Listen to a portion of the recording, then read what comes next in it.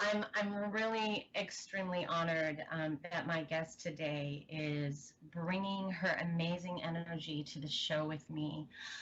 She is an incredible thriver and brings an immense amount of knowledge regarding trauma, mind control, and most importantly, how to heal these wounds from these traumas.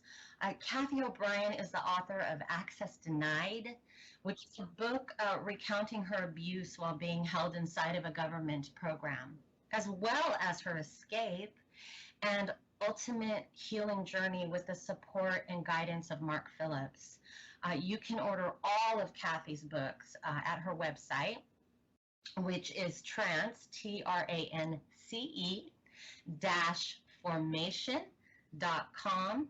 And today we're going to focus specifically on her latest publication, which is an absolutely wonderful workbook entitled PTSD Time to Heal. So please welcome Miss Cathy O'Brien to the show. Cathy, are you there? I am. Thank you, Venny. It's an absolute honor to be your first guest on your radio show, and to know that you are using your strength of spirit to just touch so many lives and show them that healing from any level of trauma is possible. Thank you so much. I got to tell you, when I got this book, I had gone through my healing journey mainly alone with not a lot of support. And I was just astounded at how you lay things out in this book.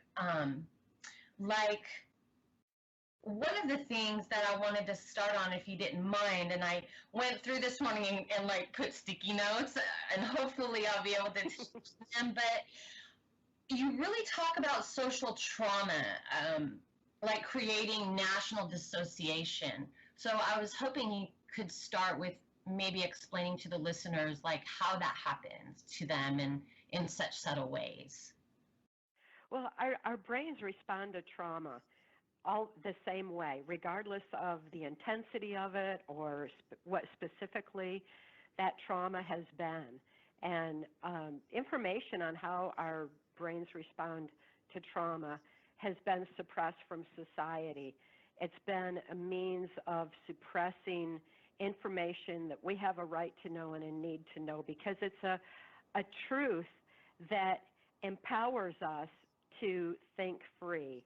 And there's been a global agenda to control the minds of the masses through a social engineering mechanism that's predominantly fear-based. If enough fear is generated, people are easily led. And when any trauma occurs, it's just a natural response of our brain. So whether a person experiences the kind of absolute robotic MK Ultra mind control that I did, or whether they're just being traumatized by what they're seeing happening in our society today and not understanding what's going on. And the whole answer to both lies in understanding how our brain functions, how it responds to trauma, and what we can do to maintain our free thought and ultimately our inner peace. We have a right to that inner peace and a right to understand how our brain functions. One part of your book that I was reading about this, because I, as someone who spent a childhood dissociating and even into my adult life, I've come to find out a lot of people don't really understand what dissociation is. And you talk about, the neural pathways of the brain, how it actually shuts down to repress or isolate trauma, and that when repeated traumas occur, more and more neuron pathways shut down, which sections off our memory and lessens the capacity for conscious thought. And when you talk about social engineering, like the news and all of the fear-based stories that are constantly being thrown at us through television, movies. Am I understanding that from the perspective that you're wanting to convey that? Absolutely. There's no question about it. It's why our media is controlled. Our media is controlled as a means of controlling us. And the more trauma and fear that's generated through the media is making us more easy to lead, because it's natural response of our brain. And again, this information has been suppressed from society in order to use this control mechanism.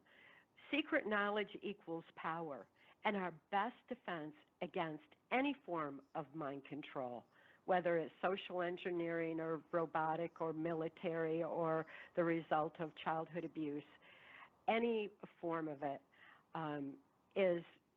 it's just the way that our brains respond to trauma. And once we understand that, we're able to maintain our free thought. So this information was suppressed from society. It was actually repressed from the mental health community through Dr. Ewing Cameron, who was the founder of the APAs, the American Psychiatric and Psychological Association. He was a part of MKUltra, and MKUltra is a mind control project that really spun off of Adolf Hitler's mind control in Nazi Germany. So this is some ancient knowledge that has nevertheless been suppressed. So once it's suppressed, it has given power to those few who've had access to the knowledge, and they've used it as a means of control against us. And that doesn't need to be. Right now, we're at a pivotal point in history where we have freely elected a president that, whether we like him or not or agree with him or not, he is one who believes that we the people have a right to understand that we have been controlled and manipulated by a media that has an ulterior motive agenda of mind controlling a population for perpetuating what originally was termed Adolf Hitler's New World Order. It's just a globalization, global domination effort of mind controlling the populations, not only in the United States but worldwide, in order to keep us subdued and enslaved. It's a ridiculous notion that I've heard explained, that the only way to world peace is through mind control of the masses. And that is just not true, because world peace begins with inner peace, and there can be no inner peace where mind control comes into play. And I know this from personal experience, from my own mind control experience, but also from having witnessed the social engineering mechanism being deliberately put in place to manipulate people, not only through the controlled media, but also through global education. We're seeing so much chaos in our society today, while people are reclaiming their free thought and being able to deal with trauma, and those who are just caught up in the trauma. So this is a time for truth to come to light, and I'm so glad that you have a voice to give voice to others, Venny, because you're an amazing positive energy that is a perfect conduit for helping people move past fear and dare to embrace truth and think free. We have a wonderful opportunity in front of us to reclaim our inner peace and our free thought, and to be able to move forward in society in a much more positive way than has been going on for too many generations now. Thank you so much. You know, while you're talking, I was thinking about the war on drugs and how fear is a drug, and we've been slowly addicted to it, or become addicted to it over, like you say, the last 50 years. And we need to put a war on the fear drug and go through that rehabilitation process of getting that fear out of us, a deprogramming back to realizing that we don't have to run on fear. Exactly. And our brains respond to trauma the same, like I was saying, no matter what the level of trauma is. And I think a prime example of that would be most people know where they were and what they were doing when 9/11 occurred. Mm-hmm. And that was a trauma that traumatized the nation, deliberately traumatized the nation, and led us into war. People were so traumatized by it that they actually can remember what they were doing. It's the same thing like with those who are old enough to remember the Kennedy assassination. They know where they were and what they were doing because it's the way our brain photographically records events surrounding trauma. So when trauma occurs, our conscious mind takes flight, leaving our subconscious mind open to whatever it's being told. And that's a time when we're easily led. That's a time when we need to be aware that our brain is responding that way so that we can be on guard to ensure that what we do from that point on is our free thought choice rather than what we're told to do. And this, with our controlled media, they were ready and led us into war, and that took a lot of people who really had great intentions, who volunteered for service to this country and were led into war. And once they were recruited by the military, they were further traumatized and mind controlled completely to war. Our military is mind control is used on and by our military, and that is a reason why information on the effects of trauma on the human mind are suppressed from society. It's a top secret weapon system, and it's one that was fully utilized when our nation was traumatized 9/11. The criminals, this handful of criminals, this globalist agenda that's been in place is referred to as a shadow government. It was taken further control at that time. And right now we're sitting on the verge of so much trauma going on in our country. We've got to understand how our brain is responding to trauma in order to be able to maintain our free thought and move forward in a positive and productive way rather than cave into the fear that the media is deliberately generating. So information we share today, learning how our brain responds to trauma is going to be very helpful in maintaining our free thought as more and more trauma occurs. This is a traumatic time for all of humanity, and this planet does have trauma on it. But that's not all there is, and we need to be able to start moving past the fear, moving past the trauma, and moving forward and with strength of spirit to actually live the life that we're here to lead. You know, you and I have something in common. I'm very careful what I watch. I'm very careful what I read. I haven't watched mainstream media in probably over 10 years.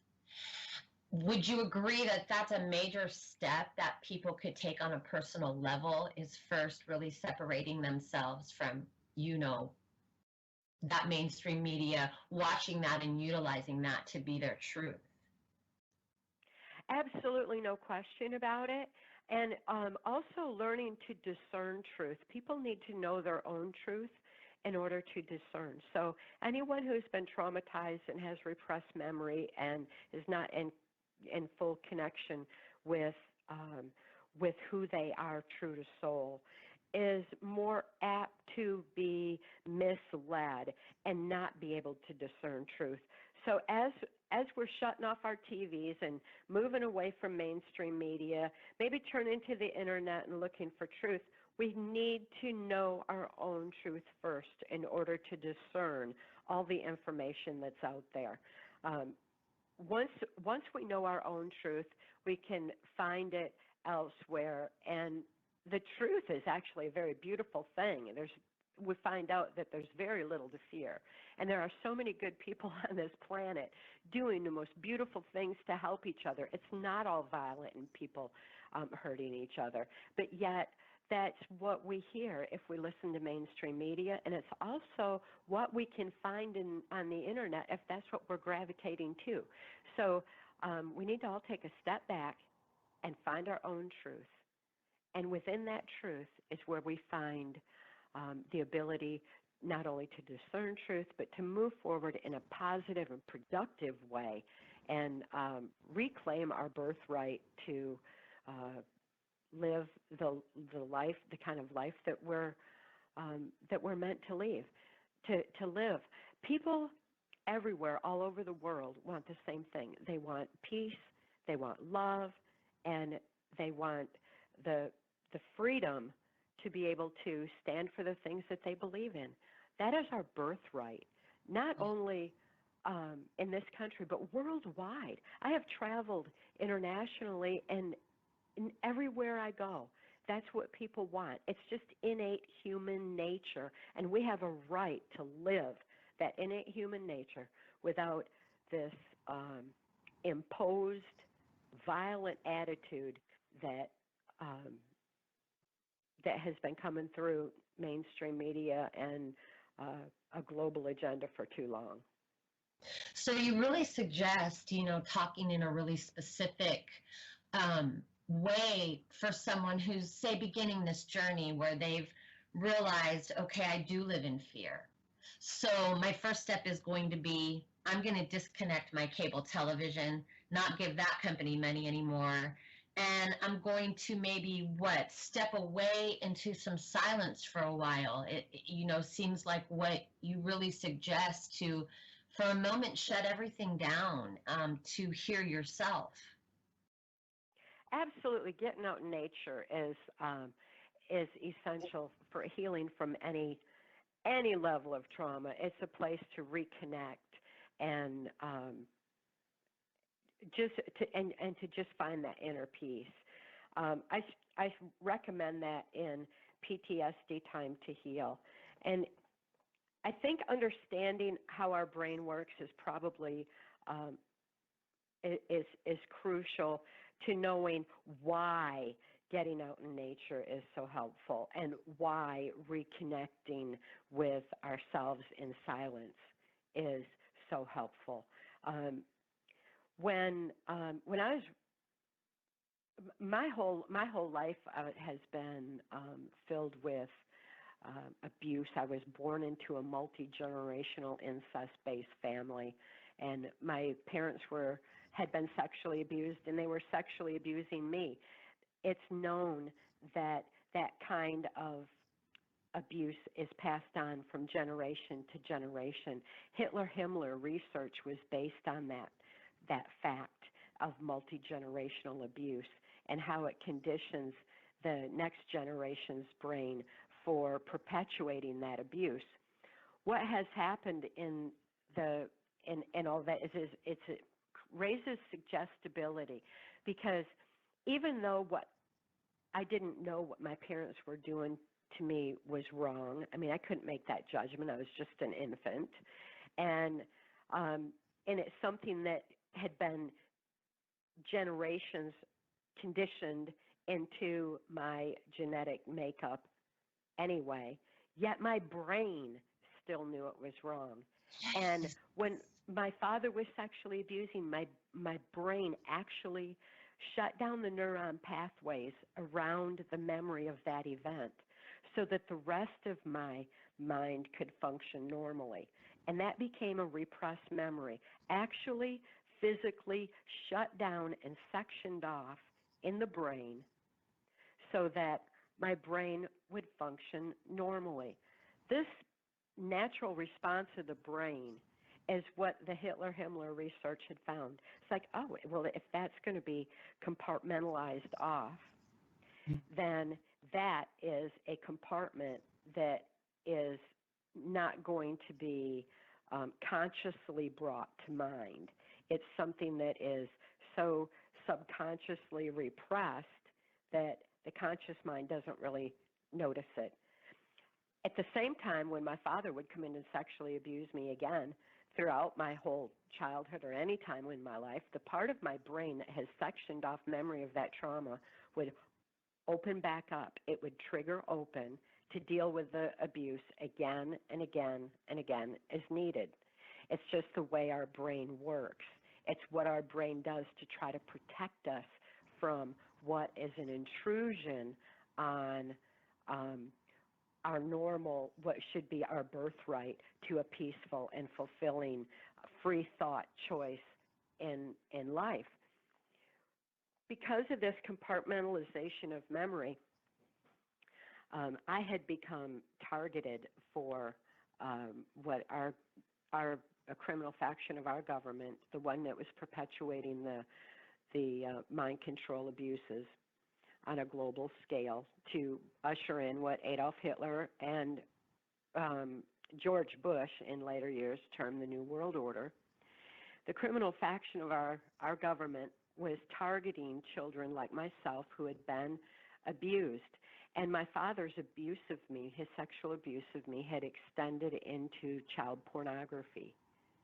And that child pornography was being sent through the U.S. mails, and it was confiscated by this criminal faction of our government who was looking for children like myself who were being sexually abused.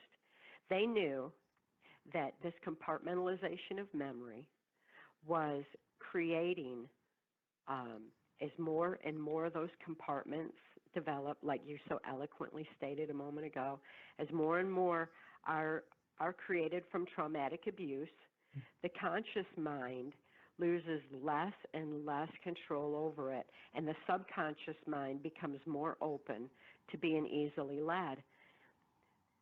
The subconscious mind doesn't have an ability to question, reason, or rationalize what is happening.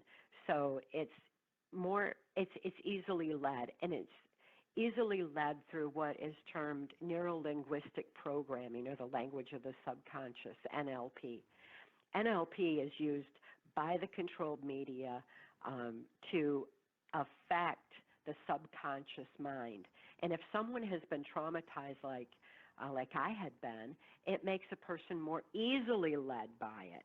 And so the more children are abused, or the more trauma that occurs, or the more fear that is generated, the more suggestible that people become, and the more that the NLP that is used by the controlled media will have an effect on a population. So this is how our brains work, and it does render us more easily led.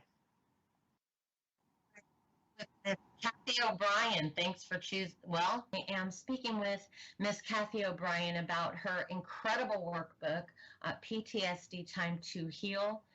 Please visit her website.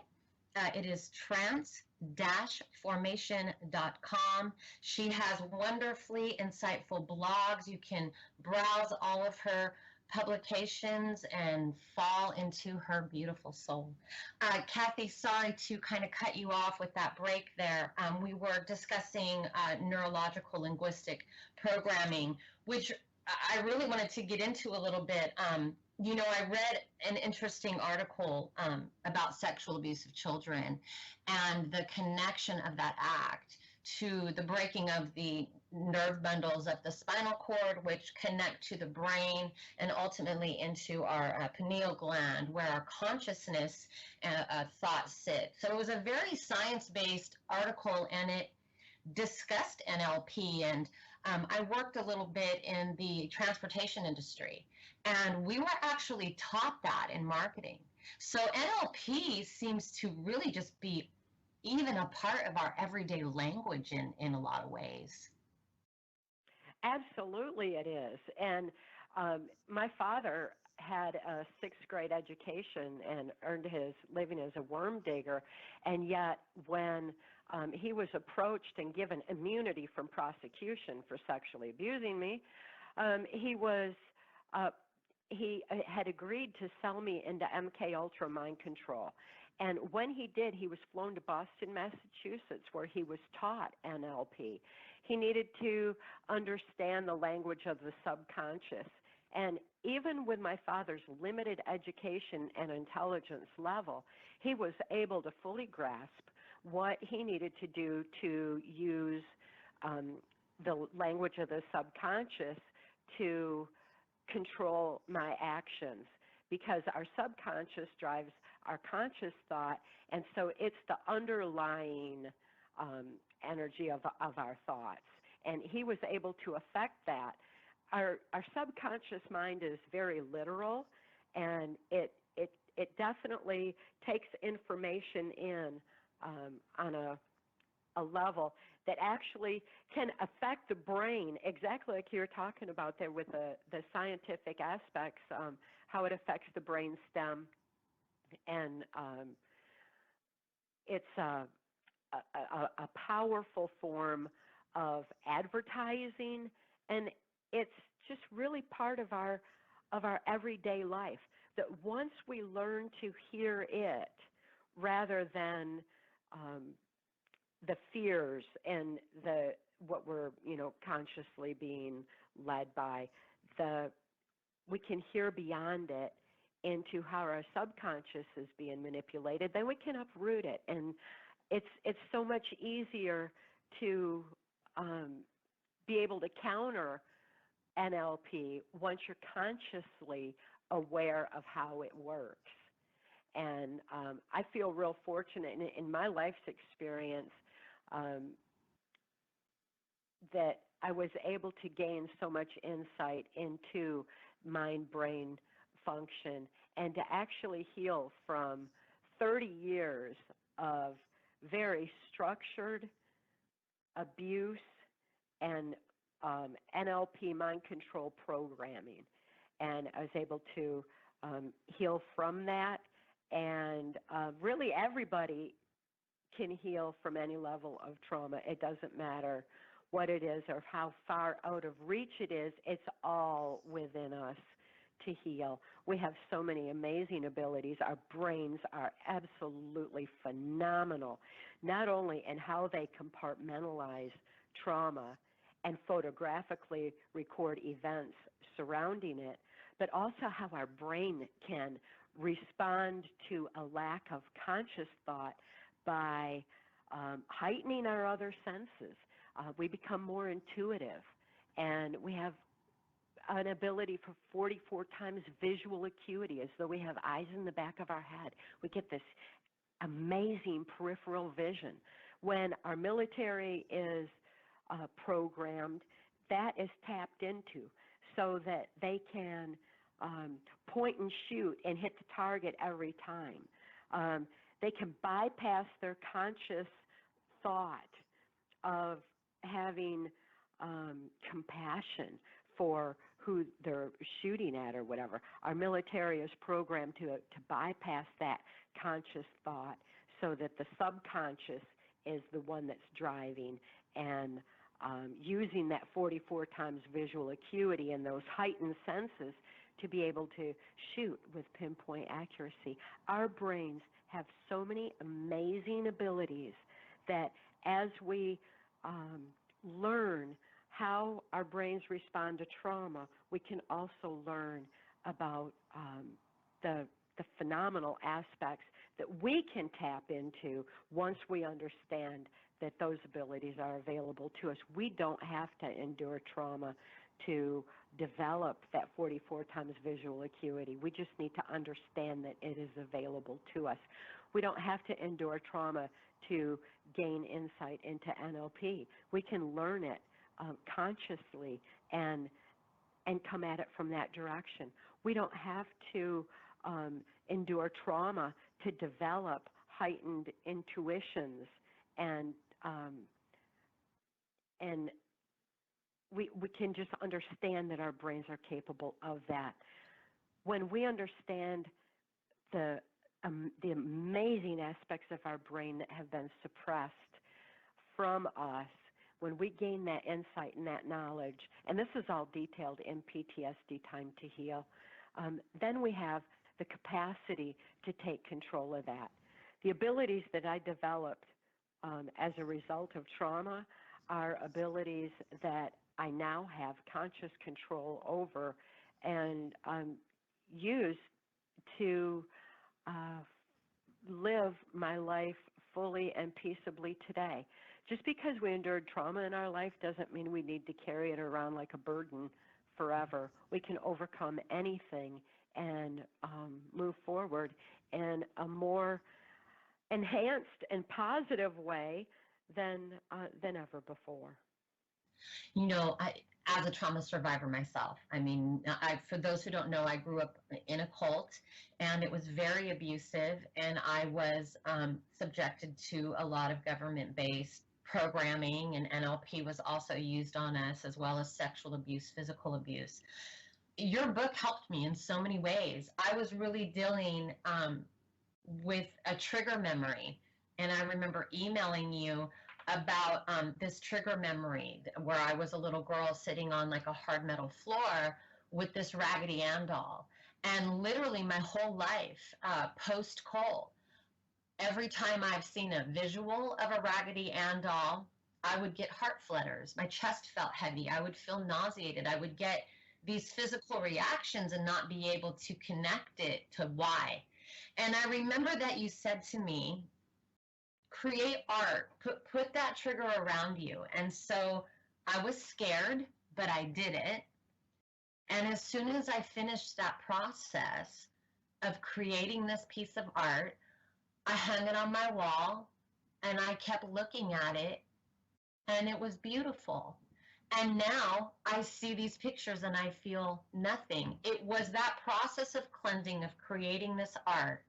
I felt that fear leave me. And I love how you really go into these details about moving through triggers that are just extraordinary. And trauma survivors really need these tools because none of these were ever given to me by a therapist. Well, it's because it's been suppressed knowledge for so long. And in the case of that particular trigger, it's like where the memory is compartmentalized from my father's sexual abuse, and then when he would come in to sexually abuse me, that part of my brain those neuron pathways would open up to deal with that abuse again and again. It's the way our brains work. It's an amazing trigger mechanism that the government, the criminals in control of our government who are so interested in mind control of individuals as well as of the military and as well as mind control of the masses through controlling society as a whole, they know about that trigger mechanism, and they thought, if you put whatever is photographically recorded, you may have been holding a Raggedy Ann doll at a point of abuse. There's something connected to that was photographically recorded around that event. And that can become the trigger into opening the neuron pathways of the brain. So when something happens, like where you see a Raggedy Ann and it just, it's just so awful, it becomes such a trigger, then pay attention to that. That can be a trigger into freedom.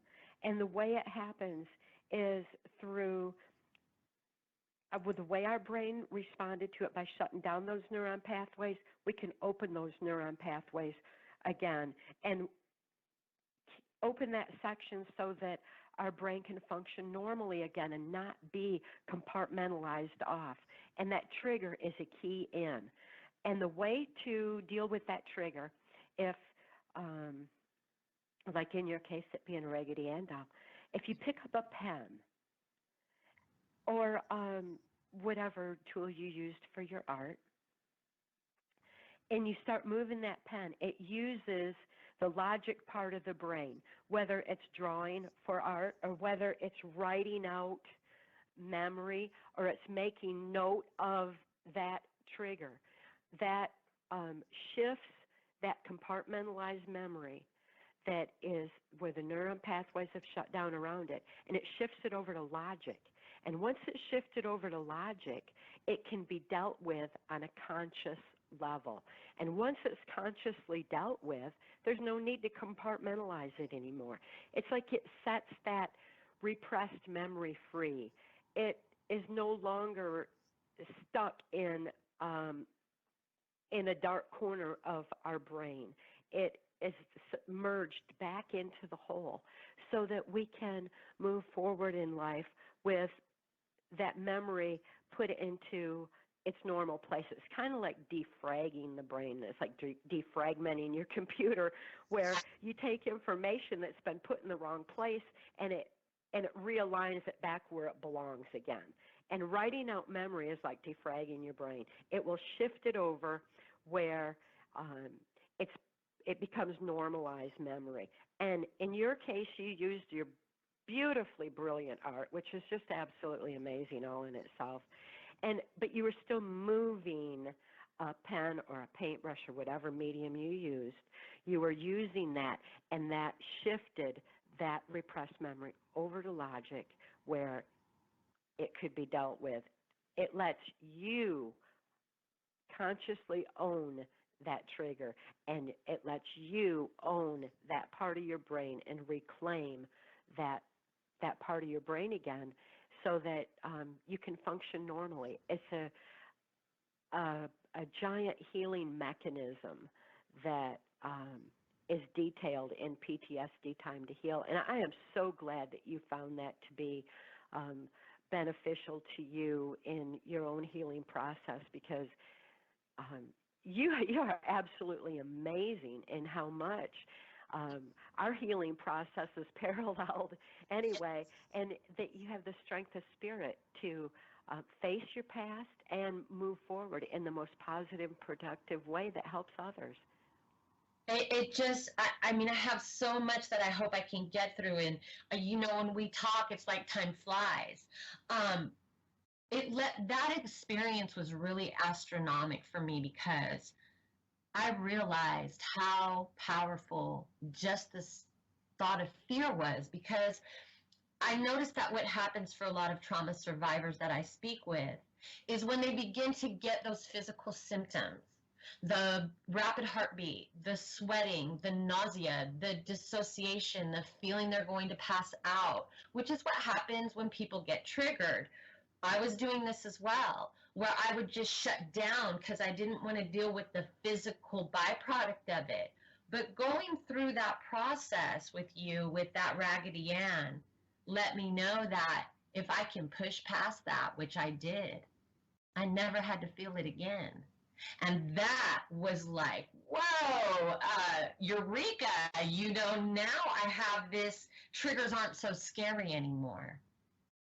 They don't need to be scary. They're like the keys to our own mind, and they're our way of reclaiming reclaiming all parts of our brain, so that we can function fully with conscious awareness of where we've been. Once we know where we've been, we can know where we're going, and it empowers us to be able to make choices in our life that are actually productive without any subconscious undermining from those dark, repressed memory places in our brain.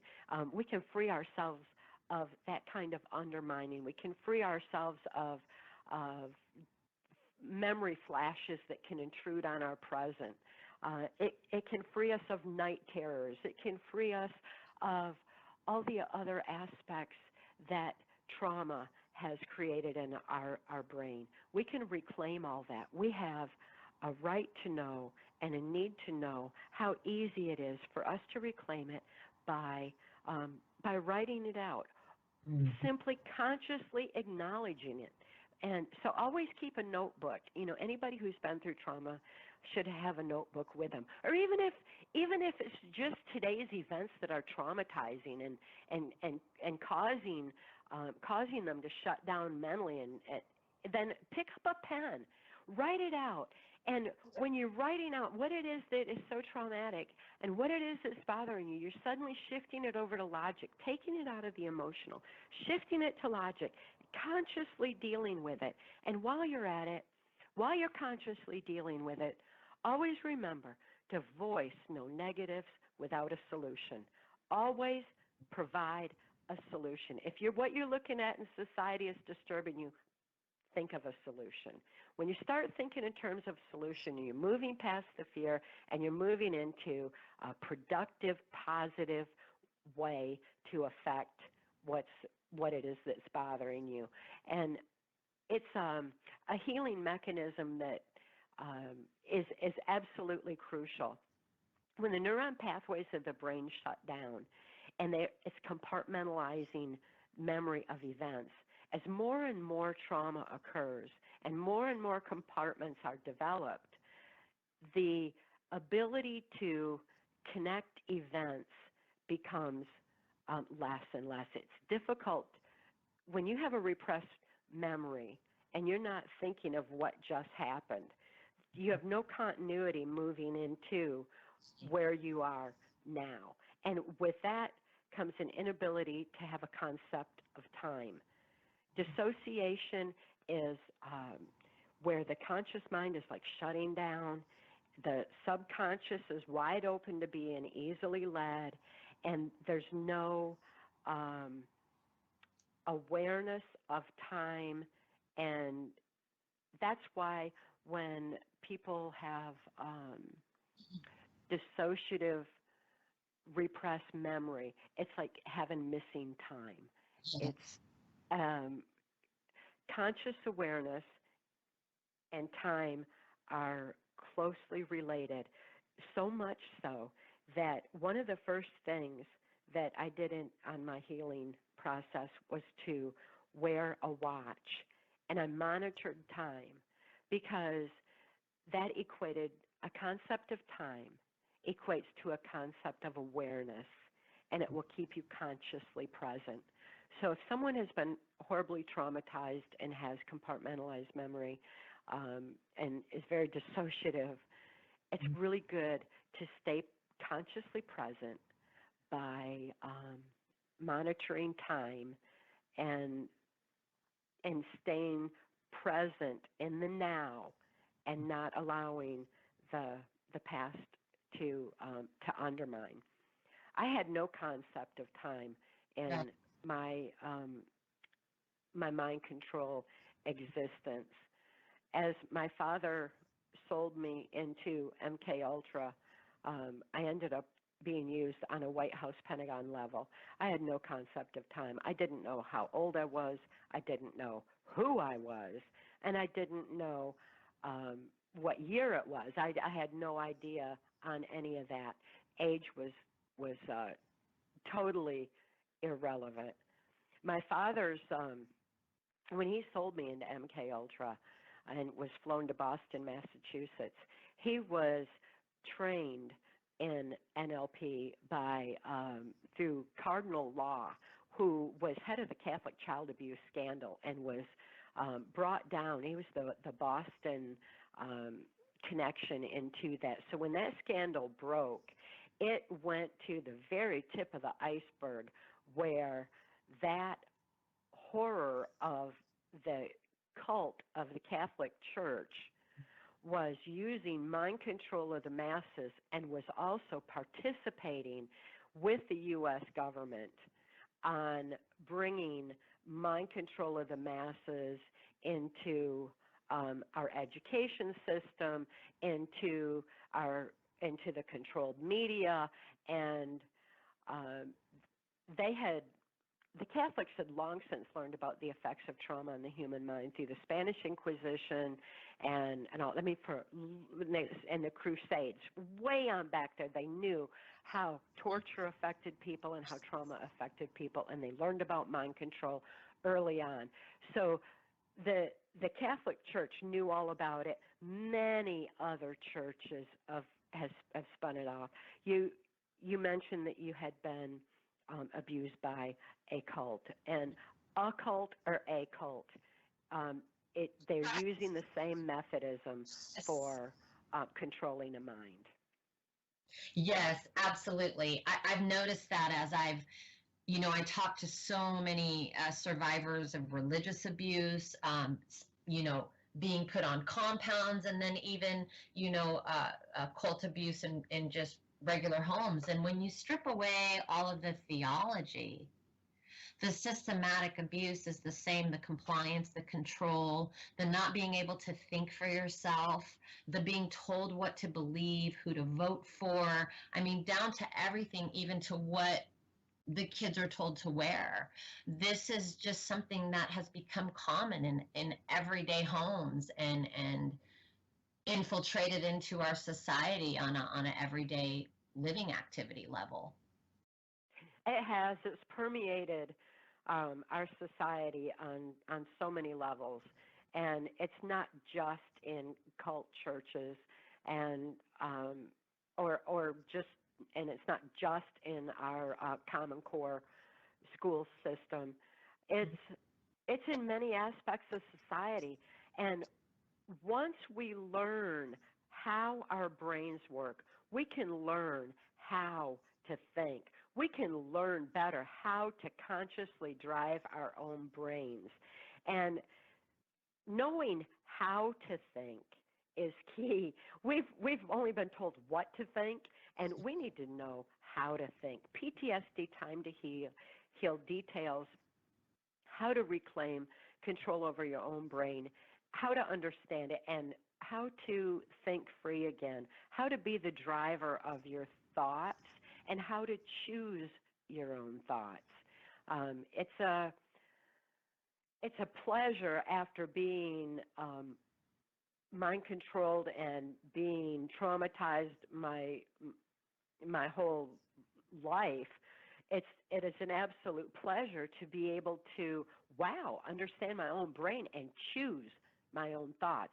And I choose to think in positive ways that can empower others to reclaim their minds and their lives as well.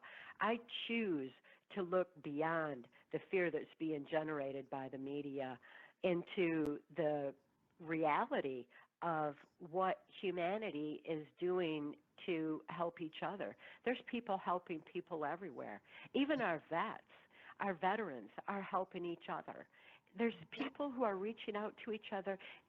You are right now with this show, reaching out to others. There's people helping people all across this nation, all across this world, and that's something that we can choose to look to.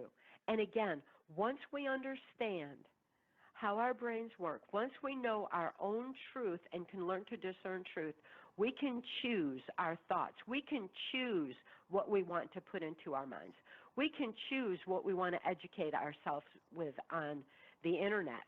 We can choose to make beautiful art. We can choose to write poetry. We can choose to offer solutions. We can choose to volunteer in our communities. We can choose to take a walk in harmony with nature and learn.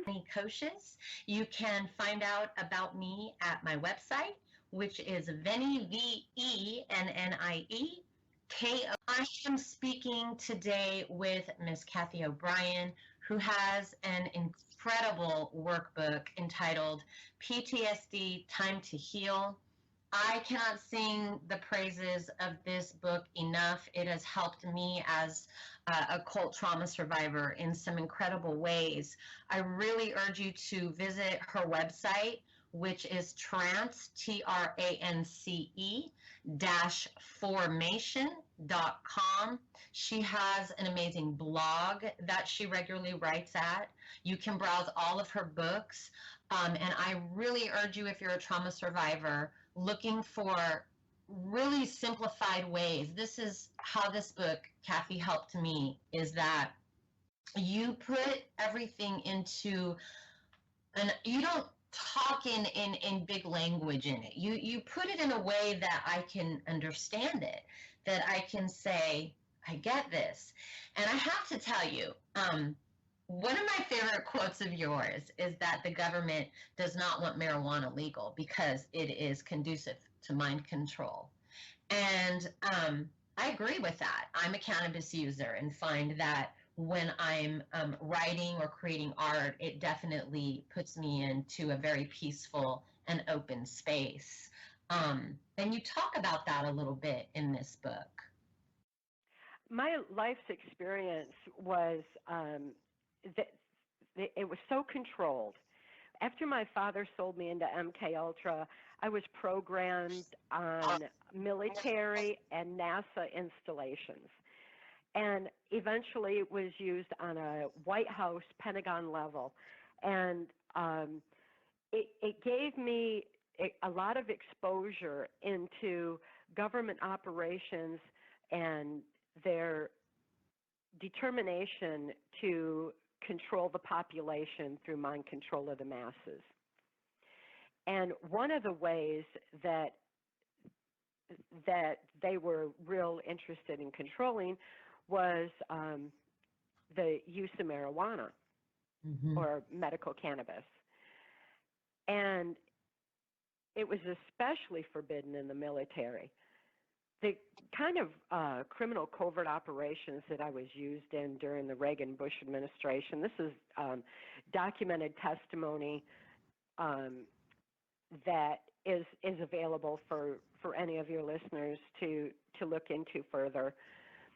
But on the military installations, it was strictly forbidden that marijuana would be used because it actually opens neuron pathways in the brain. And of the criminal covert operations I was used in, it included the CIA's cocaine operations and the drugs that I was exposed to, and the drug running that a criminal faction of the government was involved in is just horrendous.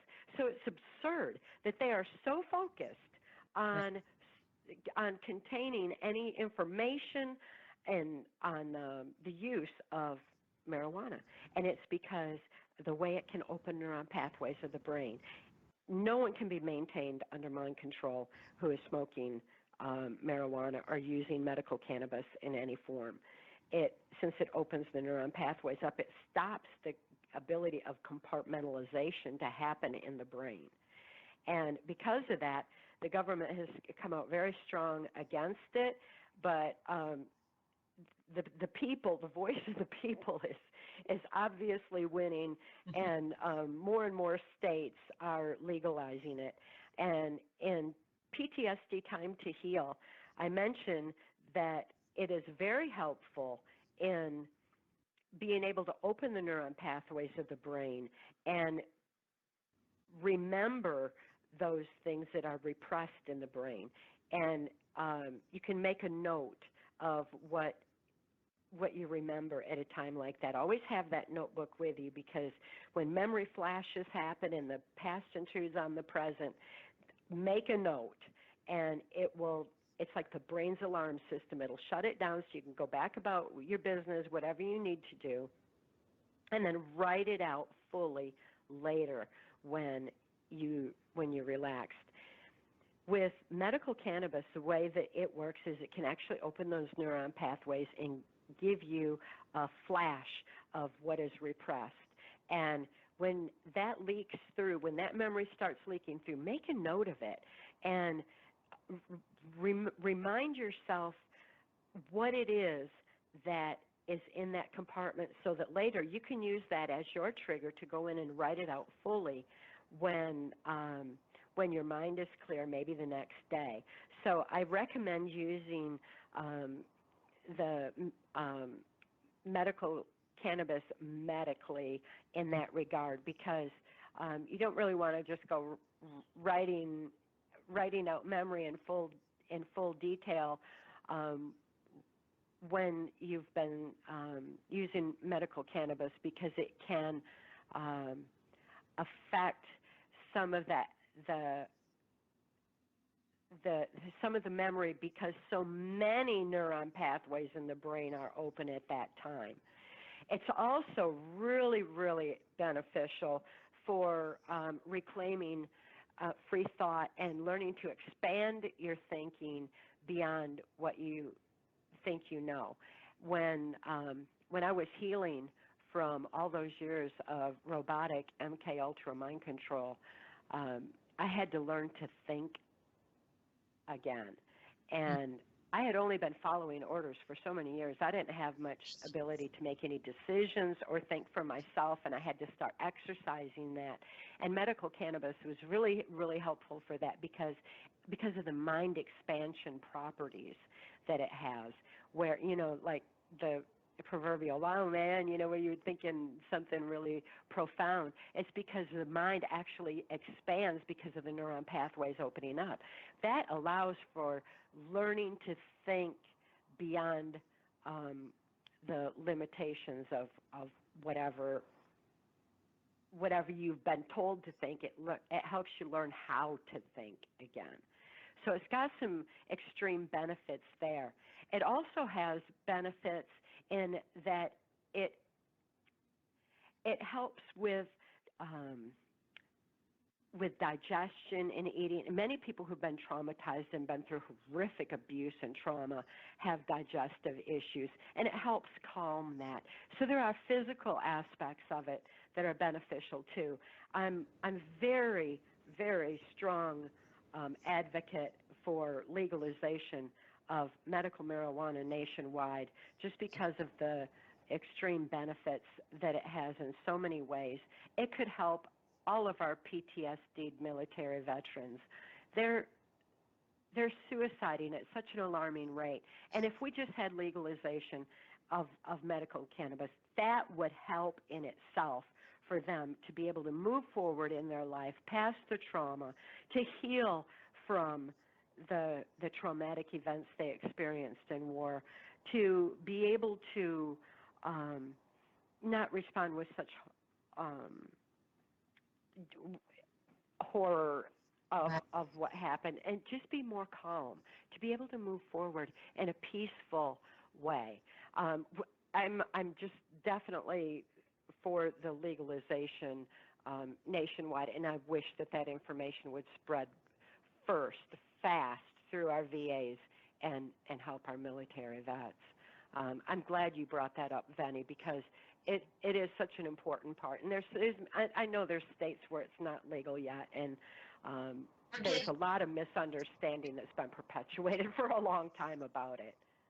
It's an interesting dynamic, and I think this kind of ties back into people having lost control of their critical thinking faculties, because we have a country where so many other damaging drugs aren't legal, but they're not taken off the streets, such as heroin. I mean, even opioids, which are prescription drugs, cocaine, all of these things that are horribly damaging, while there's been this major war against a natural plant.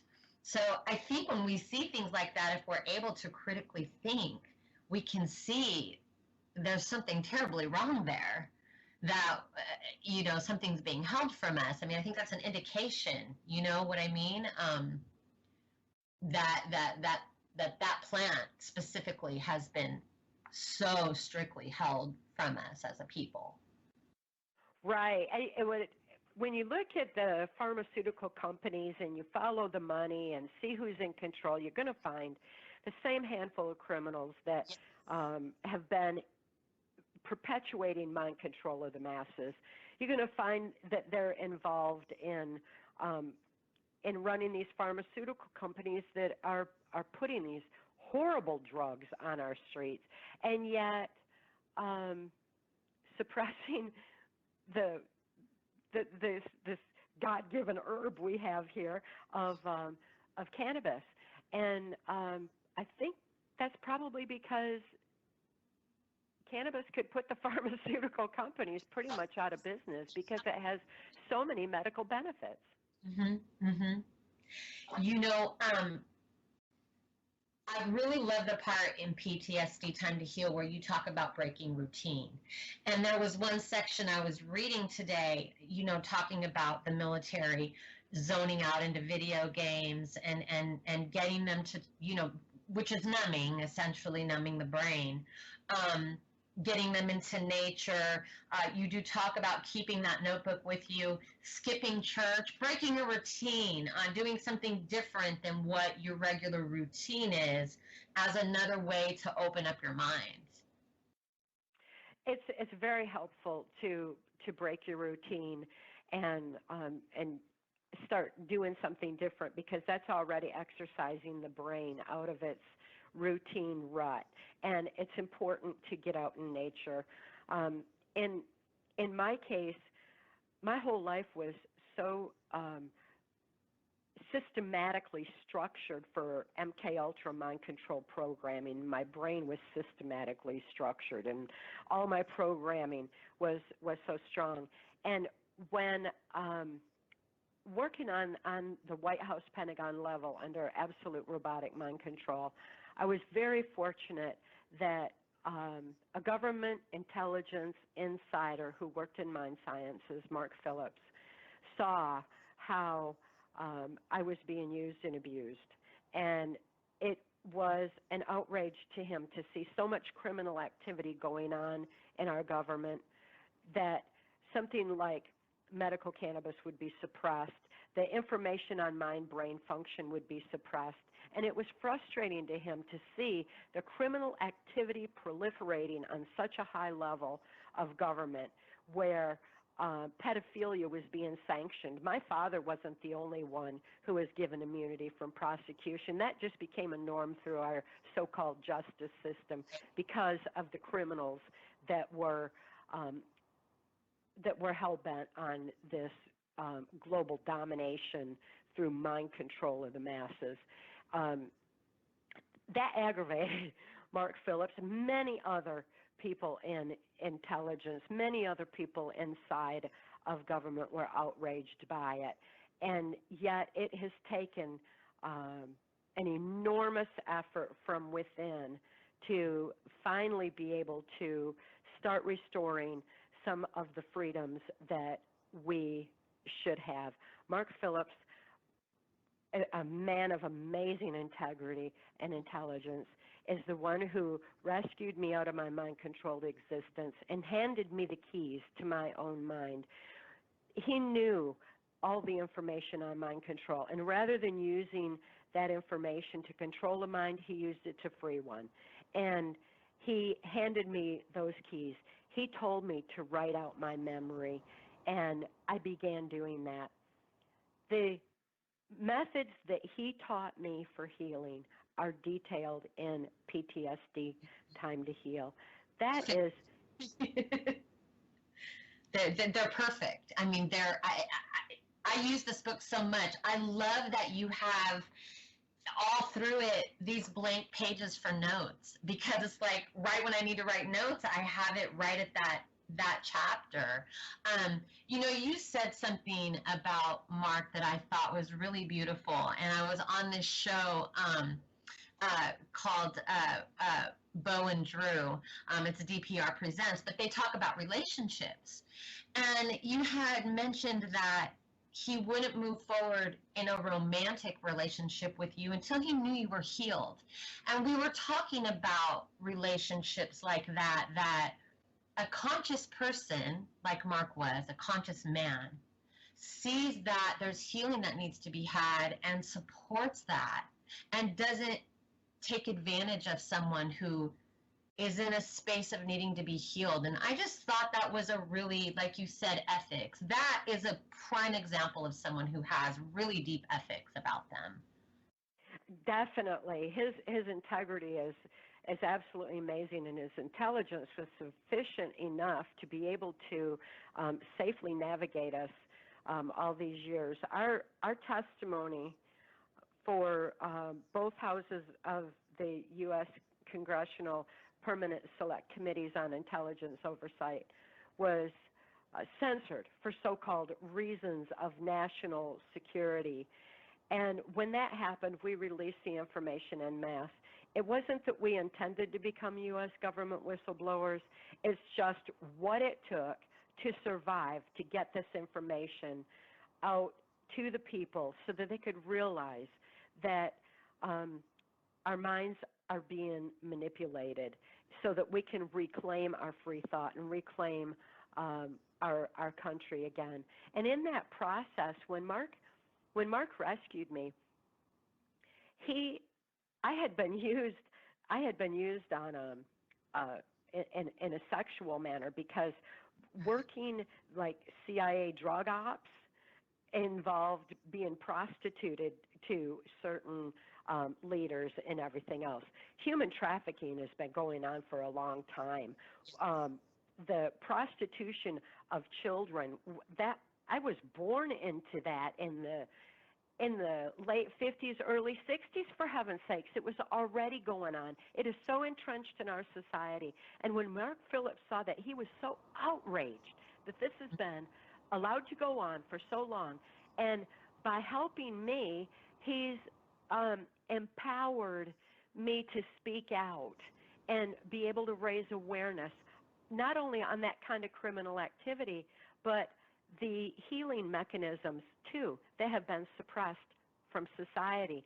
As U.S. government whistleblowers, we are bound by law from speaking about anything that is not our own personal experience. And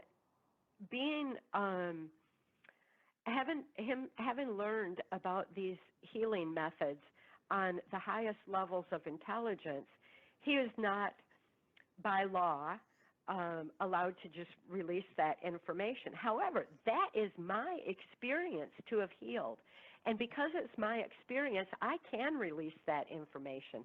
So there it is. It's released from the highest levels of intelligence, and it's so simple. It's just simple healing methods on how to reclaim control over our own minds and lives, no matter what level of trauma we've experienced, whether it's intelligence level tortures and traumas, or whether it's just a trauma of having to see the kind of criminal activity that's being paraded on the news all the time. No matter what the trauma is, we can reclaim our own peace of mind, our own inner peace, and our own strength of spirit, because this information is about our brains, and we have a right to know how our brains function and what we can do to better our own lives and move forward in the most positive and productive way, to stand for the things that we believe in, to stop the abuse of children that's going on, to stop occult mind control, to stop the horrors that have happened to our military. They have a right to reclaim their inner peace. They gave their lives to fight for our freedoms. They deserve to reclaim their own freedom and their inner peace when they return home. This information should be available to everyone, everywhere. That's why Mark and I have put it out there. It's an inside perspective on healing from any level of trauma, and it's easy to apply. I encourage everyone to look into it. PTSD, Time to Heal. It's simple healing methods, and we released it in a concise, easy to apply to yourself form that is very affordable, because everyone everywhere should have this information. And I appreciate this opportunity to reach your listeners, Venny, and empower them to reclaim their own inner peace. I love that you have, and this ties in, to what I was saying about relationships, is that you have a section even for support people. someone is in a relationship or even a friendship with someone who has suffered trauma and that person maybe hasn't. This book will leave no stone unturned to help them understand their friend, their partner, tips on how to support them, what they may be thinking. And I love it. You don't miss anything in this book. My kids should read it. It would help them understand me better. My friend has read it. It's just it just touches on so many things and gives so many tips. I mean, we couldn't possibly begin to get into everything in a 2-hour time span that this does. I mean, I just can't sing its praise. It's enough, and it's just helped me so much. One of the things that you get into that I don't know if it's going to push us on a break at 4:30, so if it does, we can continue on. But you talk about dissociative identity disorder, and I noticed that we're in a time where DID is almost trending. And I don't know if it's trending or if people are truly dealing, if DID exists on this mass scale. It does exist on a mass scale. It's just simply the way our brains respond to trauma, and this has been very traumatic times. Many people do suffer from a dissociative identity disorder, and that is such a sliding scale. It's not just one absolute definition. Right. It spans so many people in so many ways, so I can see why that would be coming out. DID was formerly termed multiple personality disorder, and that was a misnomer that was hindering people from healing just by its very title. And it was also suggesting that people have more than one personality, when in fact it's just one personality that has been shattered. And so when we understand how that works, I think it gives more clarity to not only the numbers of people that are affected, but also that we can all reclaim our full access to our brains and heal. I'm so fortunate that Mark saw in me that I had a need for help, and I couldn't think to escape my victimization. I couldn't think in any terms for myself at all. But he saw, and he rescued me, and I'm so fortunate that he did. He had the information on healing, and with such deep understanding. And it was so beautiful that you pointed out how, in spite of the fact that I had been used sexually on such high levels of government and everything, and had been prostituted my whole life, he wouldn't have anything to do with that aspect of me, because he wanted, as he said, he didn't want me one piece at a time. He wanted all of me at once. He wanted me to heal. And so it was a motive for me to heal, because I recognized so much love in him all along. But when he first rescued me, I couldn't even think to trust him. Right. And it took my heightened intuitions to even be able to get to that point. Mark had animals. He had a lot of pets, and all of his pets just loved him, and they would always be around him, and every place he went, he had all of his pets just following him everywhere. And that was new for me, because in my life's experience, I found that people who abused children abused animals, Yes. and vice versa. And his animals weren't abused, and they were so happy to be around him. And it's like, wow, I could connect telepathically with animals. I had heightened senses that could tune into their sense, and I knew that they sensed they could trust him. And because they could trust him, I sensed I could. And it was my first step towards healing was even having a capacity to trust. And the animals showed me that. They showed me that I could trust him. And it was a beautiful thing.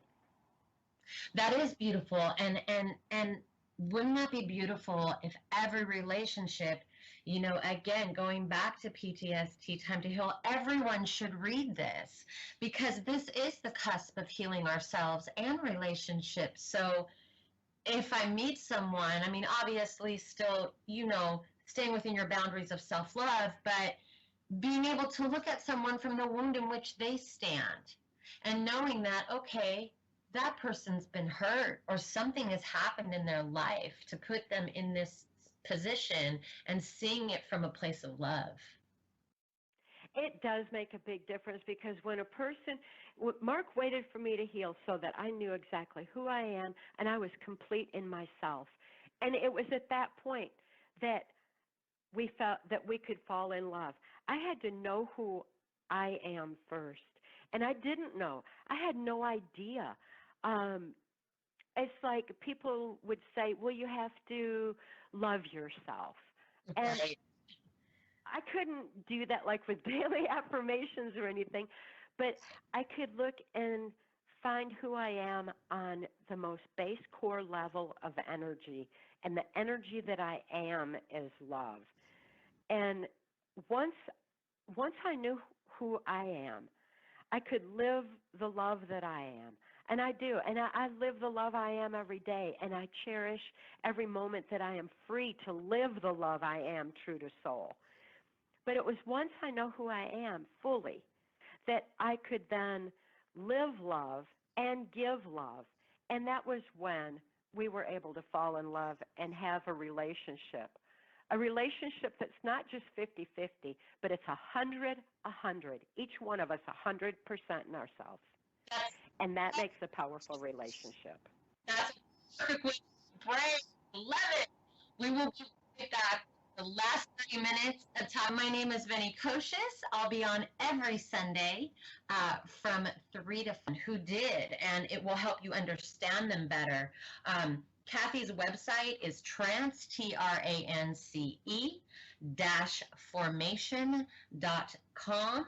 and you can browse all of her publications, her blog. It's a great website.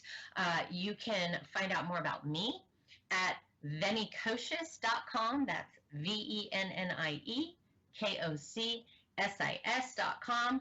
Here, Cathy, I appreciate you on so many levels. Everything that you do, what you've been through, and the light that you are, I consider you a dear friend, and you've been a support to me so many times, just sharing light, and we've had these really amazing cosmic experiences, which is also really beautiful too. Going through your book, it is. It's beautiful. I treasure you. I mean, you're such a light, and I really appreciate all you do to help other people, and the way that you've chose to gather your strength of spirit and reach out and make a positive difference. That's one of the very best things any survivor of abuse could ever do, is to reach outside yourself and start giving. And it's a very healing thing to do, and then you do it beautifully. Oh, thank you. I mean, you're right. I receive when I give this. I knowing that maybe I'm providing a spark in someone. Like you said, I was the same way. I could not critically think to figure out even where to begin. And it was so interesting when I read your book, because I did this. I had my whole apartment when I lived in Reno. The walls were slathered with sticky notes, because I was like, I've got to reprogram my thinking. So how do I do that?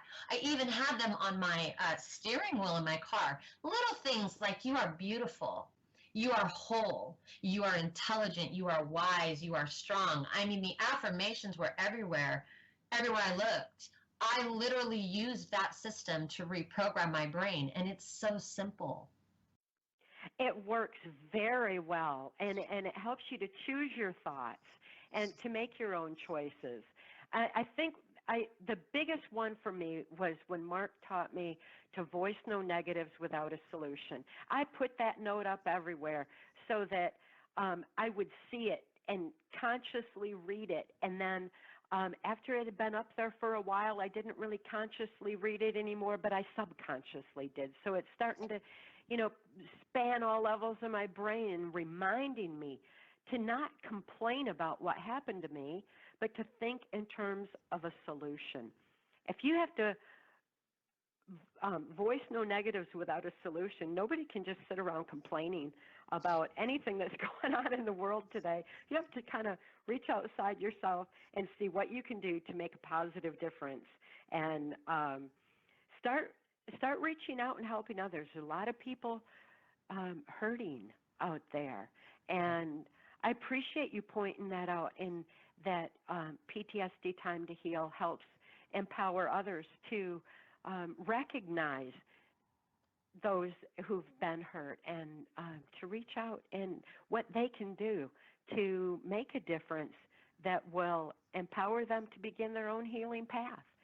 So I'm so fortunate that Mark did that for me, and in turn, I just want to spread the word so that everyone else can know what we all have a right to, and that's how to reclaim control over our own minds and lives and our own inner peace.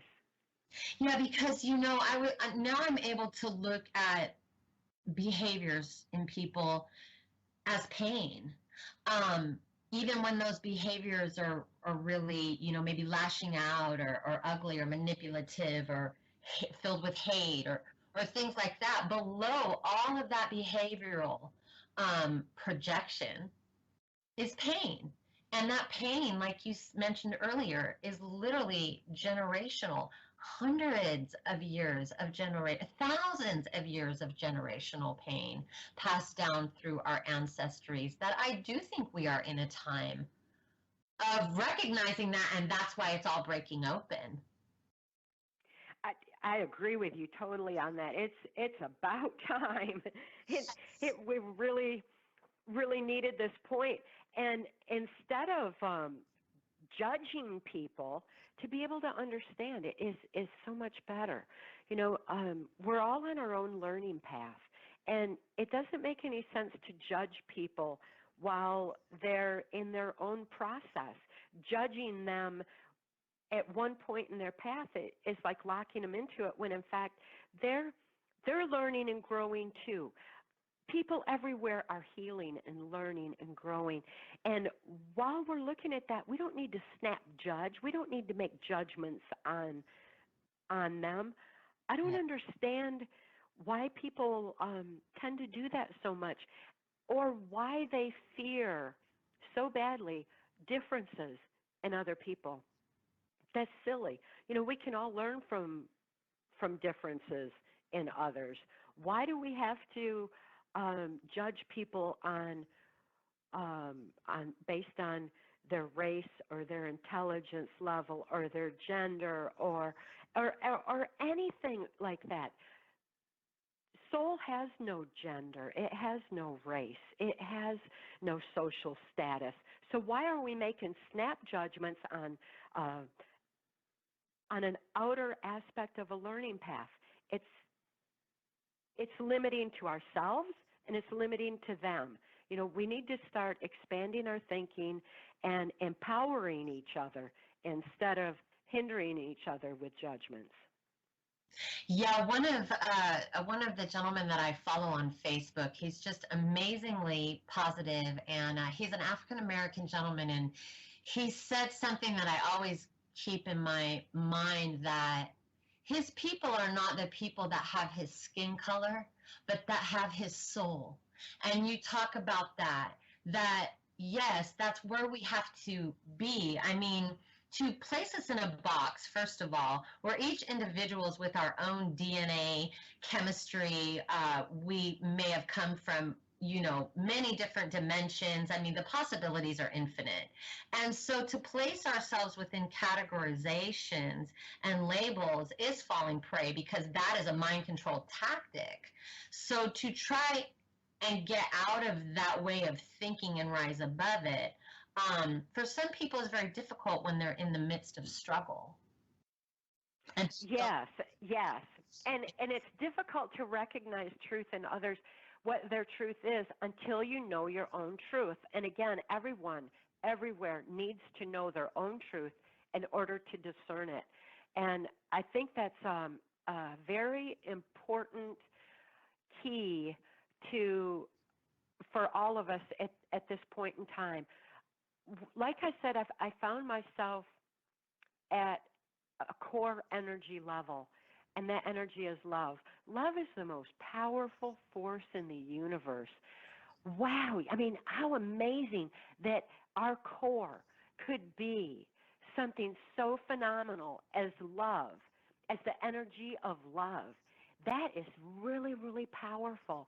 And with that comes an infinite ability to understand others and reach out to others and recognize that core level in them beyond the race, beyond the difference that's, beyond whatever they've been through in life, beyond whether or not they're wearing whatever they're wearing, or if they have tattoos or piercings or whatever we want to be conditioned to judge. It's so ridiculous.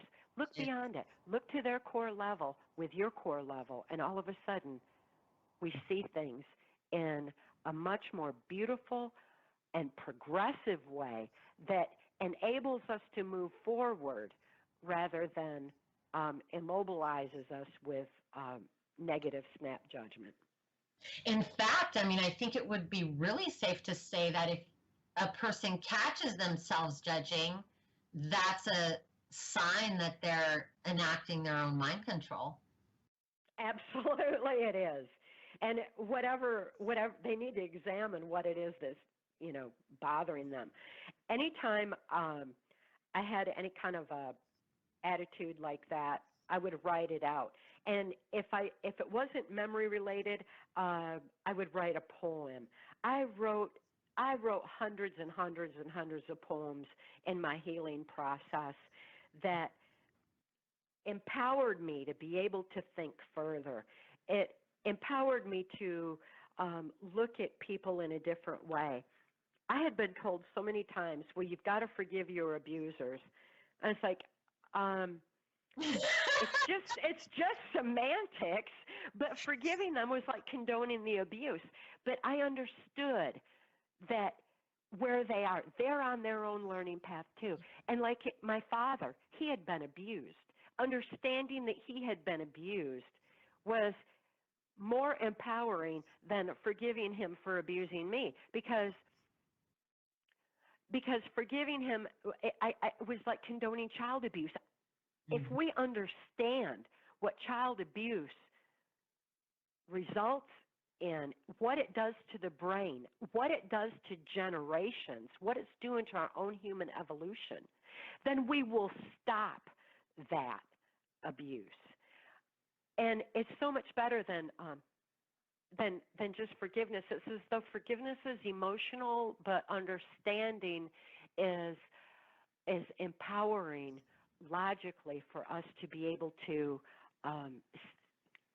gather that strength of spirit that we have within us and stand for the human values that we hold dear.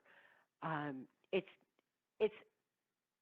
imperative that people are able to live true to soul and to have their strength of spirit. Mind control of any form disrupts that.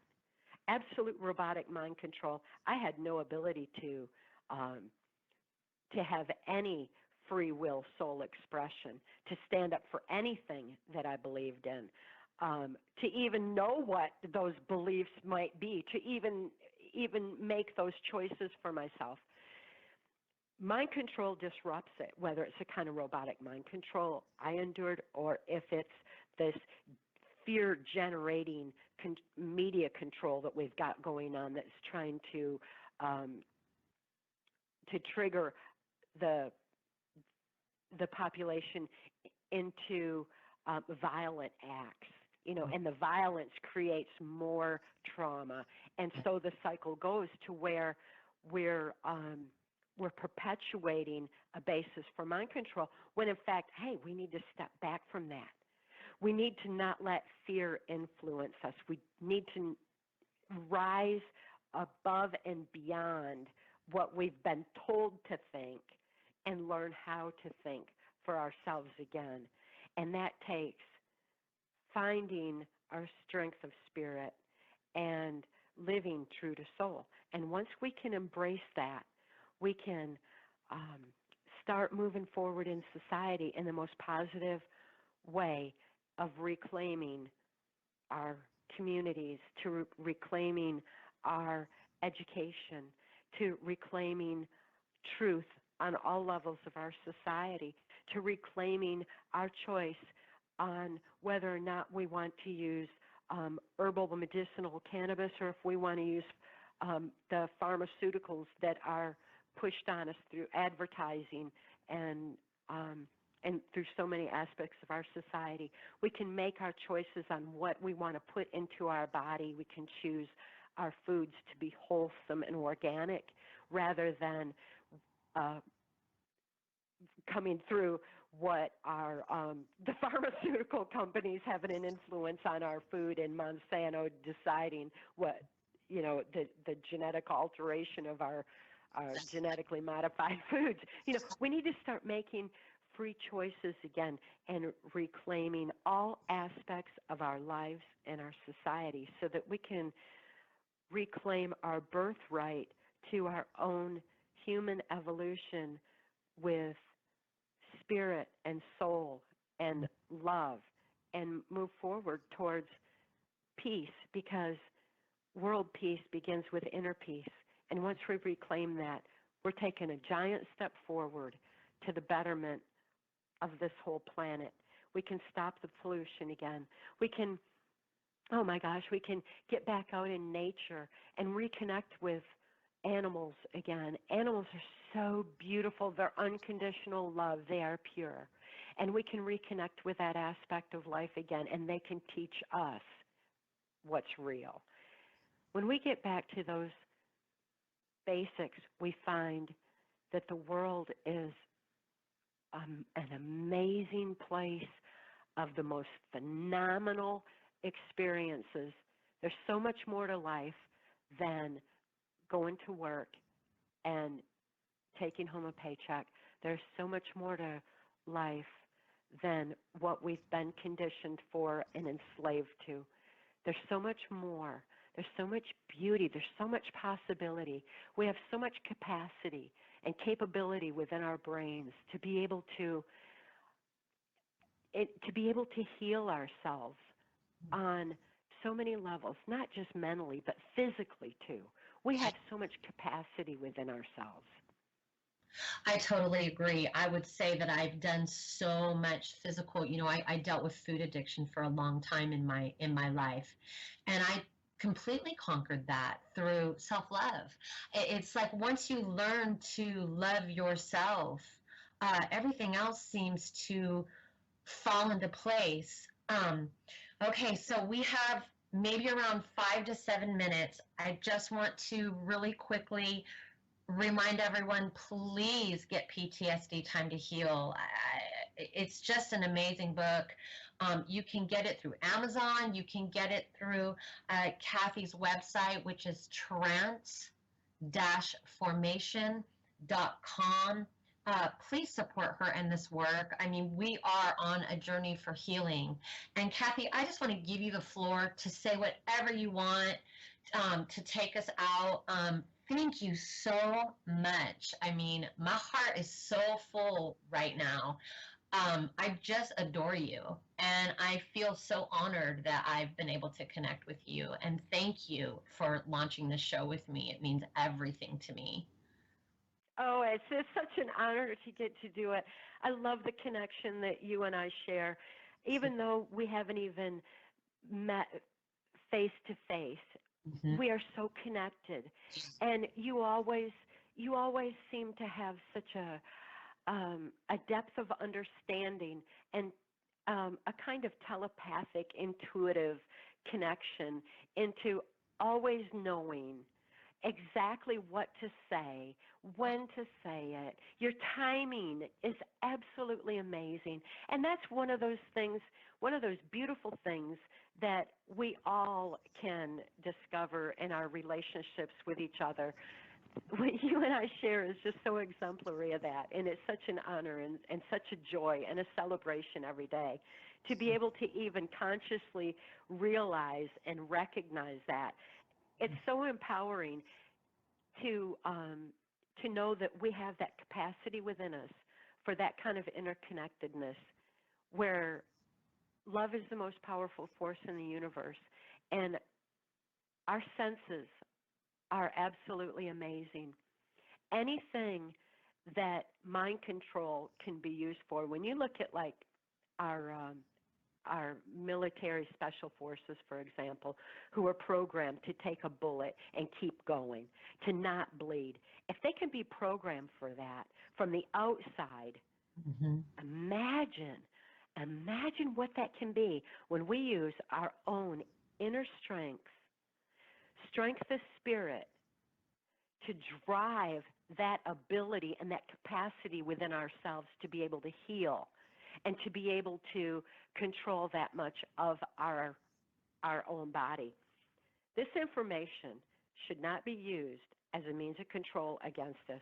This information should be open to everybody, which is why Mark and I have been whistleblowing about it for over 25 years, what mind control entails and what healing from it can bring, because that gives us the power from within to be able to use those amazing things that our bodies and our brains are capable of, and to be able to use those wonderful gifts is a celebration of life, and is all the reason for everybody, no matter what they've been through, no matter what they've gone through in this life, to be able to heal and reclaim that inner peace, to live the love you are every day, to cherish your free thought and expand your thinking beyond what you're told, to be able to see the truth in others, to know their truth,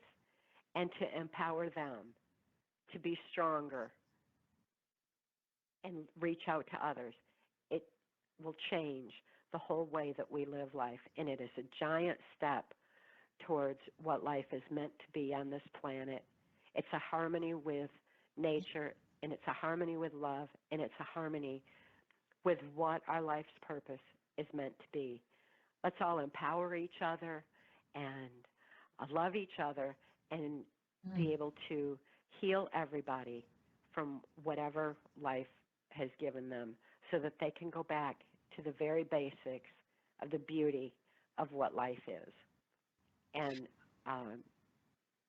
I'm just so fortunate to have survived my mind control ordeal to heal and to be able to share this information with others.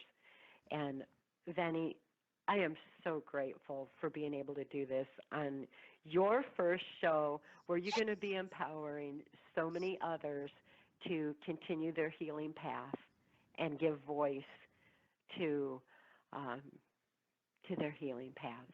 You really are a lighthouse. You remind me of that phrase, that lighthouses don't go around saving ships. They stand there shining, and those who wish to find their way home will. And I feel that way. I need to stand in my place. You are standing in your place. Many of us survivors are standing in our place, becoming lighter and lighter, taking our language back, reversing NLP, using language properly. I love the way you do that in your book, by the way, like solutions. Those little small things that matter, because yes, we are all lighthouses. We just have to get our flame ignited as brightly as we can. Yes, that's so true.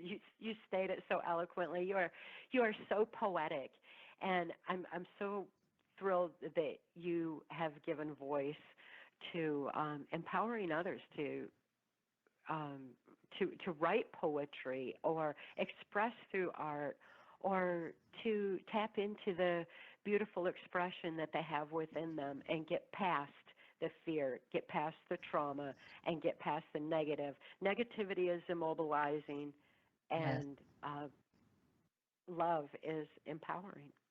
It really is. And I do like poetry because of the free flow style of it. It's less pressurized than, say, trying to write an essay or trying to even write a book. To start out being able just to free flow the thought and dump what you do have so that the confusion inside of the head can end. And then you can be. Yeah, that's so eloquently stated. It's a song of the spirit. Yes, and you are a great poet as well. And I'm looking forward to your poetry book because I have this feeling one's coming. I could be wrong. I've had the privilege of reading some of your poetry. I mean, there's poetry in PTSD Time to Heal. It's beautiful.